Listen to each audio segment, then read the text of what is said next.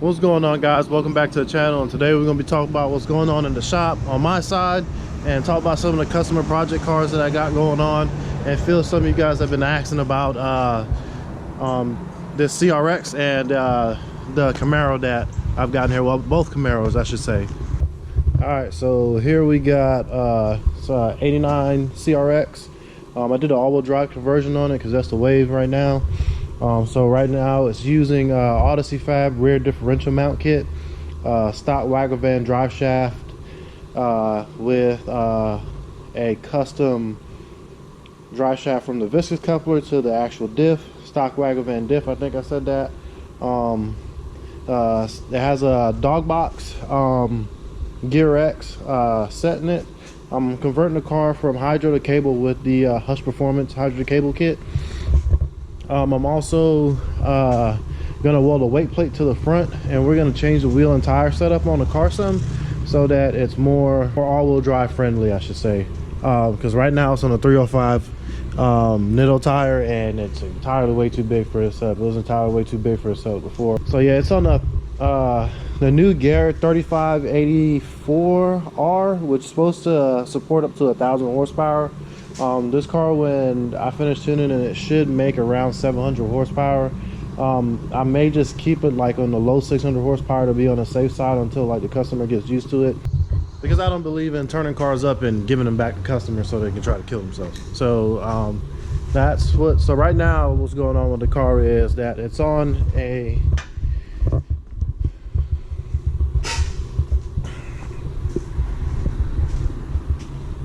So right now what's going on in the car, it's on a Bosch, it's on two Bosch 044 fuel pumps, and this tank is supposed to be a puller tank, but it's not pulling from the fuel pump. So what I'm going to do is put my AMs on there, which I think are puller pumps, and see if they fix the issue.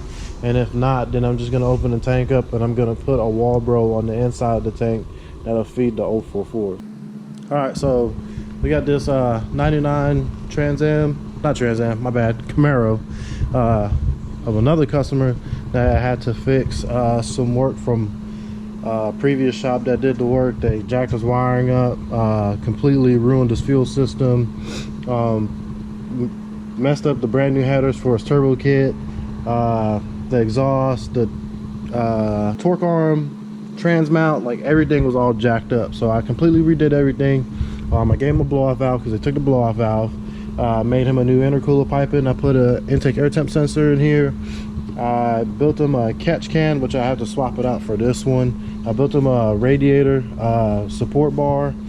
I also put a trans cooler on the car, and I put new spark plugs in it, injectors, fuel rails, converted it to E85. What I have left to do on this car, which is leaving tomorrow, I need to mount this trans cable, not trans cable, I'm sorry, mount this transmission dipstick, and I also need to put the new kickdown cable in it, which I have on my toolbox, and put the new catch can on it, and reinstall the front bumper, and then take it on a test drive, make sure everything's good to go, and then it'll be leaving. And then it'll be coming back for a bigger turbo upgrade. He's going to get it painted. It's going to come back for a bigger turbo upgrade, and possibly a converter and a new rear end. Well, a new transmission, I'm sorry, because right now it's a stock TH350 in it.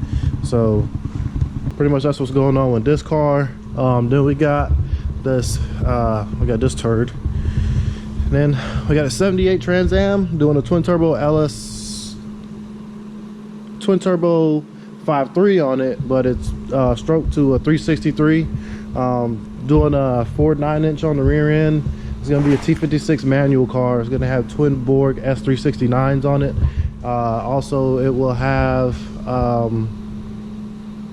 I'll be doing the fabrication on this car too, as far as the turbo kit, and I'll be changing the body bushings on it. Yeah, so I'll be making sure everything is 100% with the car before I give it back to the customer. He's in no rush to really get it back. He does want to make bike week, but we're gonna try to see what we can swing. I'd rather make sure that the car is 100% before I give it back to him and try to rush it, and then something happened, and then, you know, it comes back on me. So I know things change during some builds, and some customers want things rearranged, but everything seems to be solid with this car as far as the platform right now. So I'll probably do a build playlist on this car, because I know some people are asking about it in John's video. So I'll try to keep everybody as updated on this project as possible. As far as this turd, still just in the process of gathering funds to finish the car at the moment. Whenever I get some time, like I said in the last video, the update on the car, I'm gonna cut the motor plate stuff off, and I'm gonna plate it, and I'm gonna make the tubular front end. Once I make the tubular front end, I will start to build the turbo kit.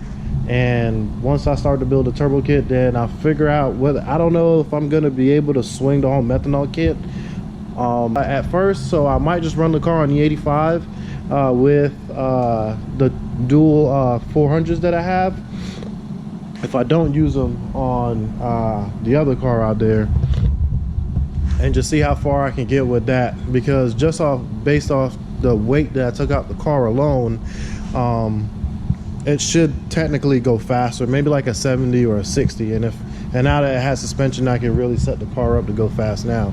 So pretty much that's all that's going on right now on my side of the shop. I do have a 72 GTO, I believe it is, coming in, that I have to wire for fuel tech. And we're gonna put an LSA on it, a cam it, put a 4080 in it, all that. It's gonna be an LS swap car, obviously. That's coming in shortly after this car leaves, and I'm not sure what else is gonna be happening, but I have a surprise for you guys after I finish the Trans Am. The owner has another car that we're gonna try to shoot for a record with. Well, I personally want to shoot for a record with it. So it's gonna be a couple month-long build on that, and it should be pretty interesting. Comment, like, share, subscribe, and I'll see you guys in the next video.